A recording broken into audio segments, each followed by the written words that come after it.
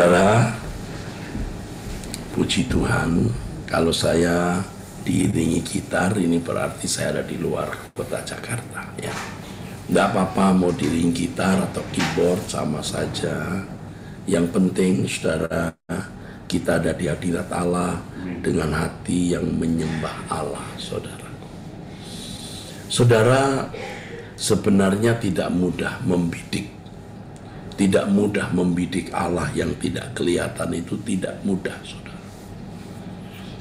Saya mengerti, saudara, karena saya belajar terus dari muda, duduk diam di kaki Tuhan.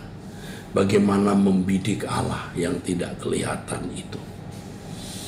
Ya, seperti orang belajar memanah atau menembak, saudara. Ini tidak bisa kita miliki dalam waktu singkat, ya. Ini bukan suatu yang mudah kalau kita berkata Bapa kami yang di surga. Itu nggak mudah sebenarnya. Orang bisa saja berkata Bapa kami yang di surga, bla bla bla bla, berdoa. Mudah mengucapkan. Tetapi apakah bidikan kita benar-benar tepat? Atau apakah benar-benar suara kita sampai ke hadapan Allah? Itu tidak mudah, benar-benar tidak mudah, saudara. Nah, celaka kalau orang merasa sudah membidik Allah dengan benar, padahal belum, saudara. Sebab di sini dibutuhkan perangkat, ya. Benar, kesucian tidak bisa tidak, harus kita miliki. Yang kedua, hati kita tidak terikat dengan dunia sama sekali. Semakin kudus hidup kita, semakin tidak terikat dunia ini, maka ibarat bidikan makin tepat, ibarat terbang makin tinggi, saudara. Tetapi masih belum cukup itu. Seiring dengan kesucian hidup dan hati yang tidak terikat dengan dunia, kita harus belajar terus-menerus duduk diam di kaki Tuhan.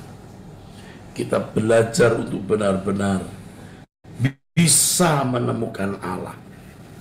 Sehingga saudara, kita memiliki semacam kecakapan atau keahlian atau seni membidik Allah dengan tepat setiap saat. Coba perhatikan kalau orang berdoa makan di tengah-tengah kerumunan, di tengah-tengah hiruk pikuk di restoran, lalu diminta berdoa. Silahkan Bapak berdoa. Lalu kita berdoa, Bapa kami yang di surga. Seringkali sulit untuk bisa membidik dengan tepat Allah itu. Tetapi kalau kita tiap hari duduk diam di kaki Tuhan, tiap hari berdoa, dimanapun, kapanpun, dalam situasi bagaimanapun, kita membidik Allah dengan tepat, saudara-saudaraku. Apalagi kalau suruh berdoa di depan umum. Waduh, saudara, orang bisa kacau, saudara. Yang satu merasa tidak yakin doanya bagus, yang lain sangat yakin sampai menjadikan doa itu sarana untuk mengangkat diri.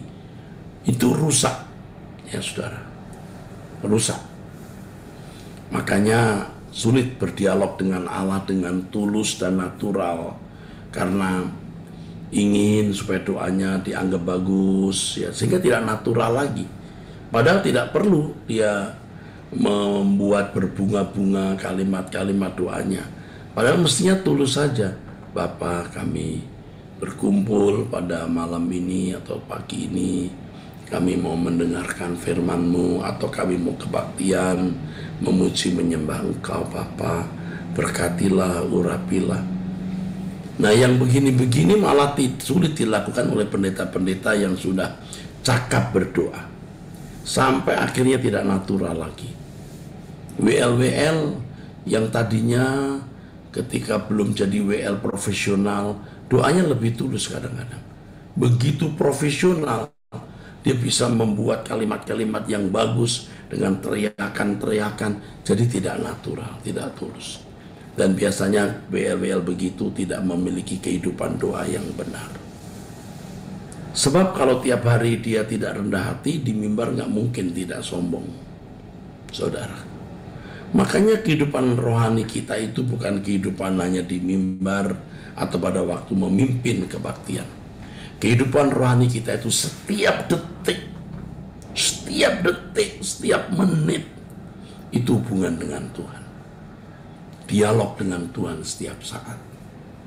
Ya, makanya waktu kita makan sendiri kadang-kadang kita hanya dalam hati berkata, terima kasih untuk makanan ini Tuhan. Itu lebih tulus daripada, ya Bapa kami bersyukur untuk makan minum yang kau hidangkan, engkau telah memberikan hujan yang membasahi tanah, menyuburkan tanah. Malah kadang-kadang tidak natural. Saya tidak katakan salah mengucapkan kalimat itu. Tapi kalau dengan motif-motif yang tidak tulus dan tidak natural, akhirnya kita meleset membidik Allah. Allah tidak suka dengan kemunafikan.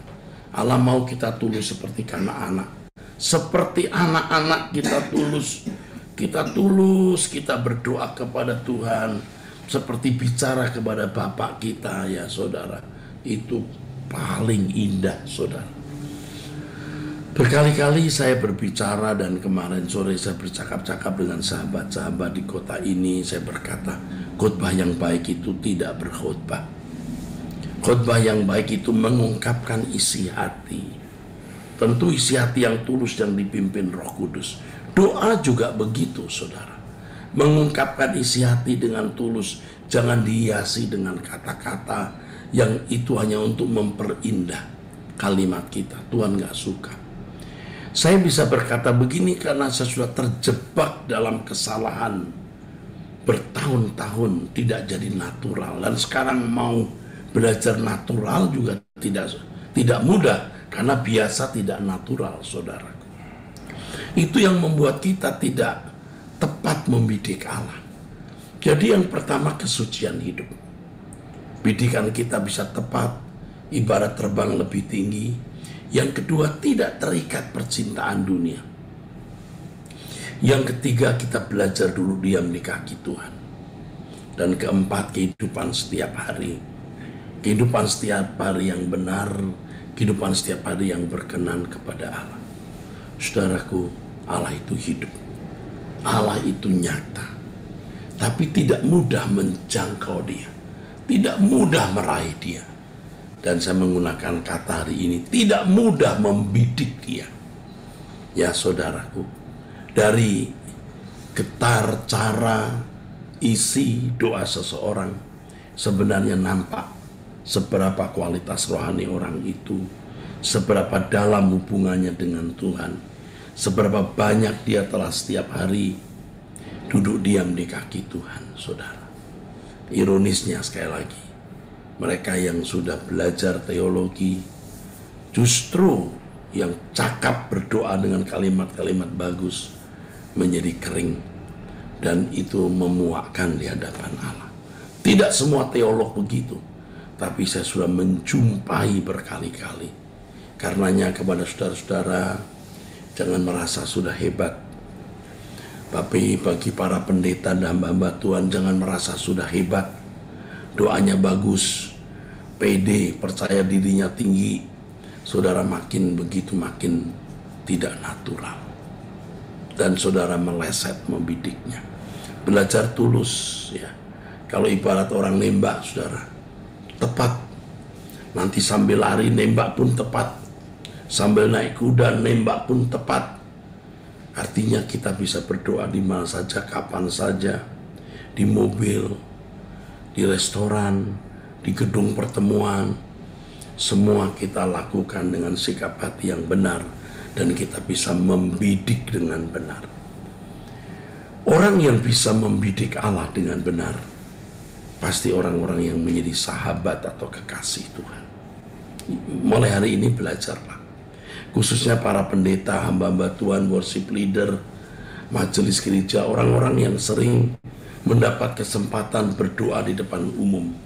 Belajarlah membidik Tuhan. Saya masih belajar. Jadi dimanapun kita bisa menghadirkan Tuhan, karena pada waktu kita berdoa nampak keintiman seseorang itu. Pada waktu kita berdoa, kita menghadirkan Tuhan di dalam doa kita. Ketika kita berdoa, orang bisa berkata, Allah itu hidup, Allah itu nyata. Orang ini doa dengan objek yang jelas. Orang ini berdoa atau sedang berdialog dengan satu pribadi jelas, bukan ngawang-ngawang, bukan ngambang, bukan bias, tapi tepat. Inilah pesan Tuhan untuk kita pada kesempatan ini, dan saya harap pesan ini yang mungkin saudara juga jarang dengar, menggores hati saudara dan membuat saudara diberkati. Mari kita berdoa. Bapa di dalam surga, terima kasih untuk perjumpaan pagi ini.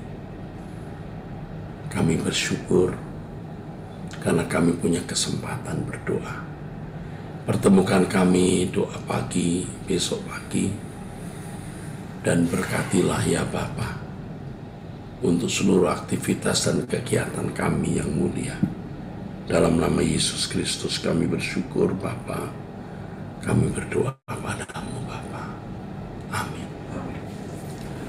Saudara sekalian, hari ini hari Selasa, tanggal 23 Agustus 2022. Nanti sore di Mall Arta Gading, jam 6:30 suara kebenaran ya, yang akan dilayani oleh Pendeta Esther Natasha Putra dengan tema dari Eden sampai Getsemani. Sampai jumpa saudaraku sekalian, Tuhan memberkati saudara sekalian.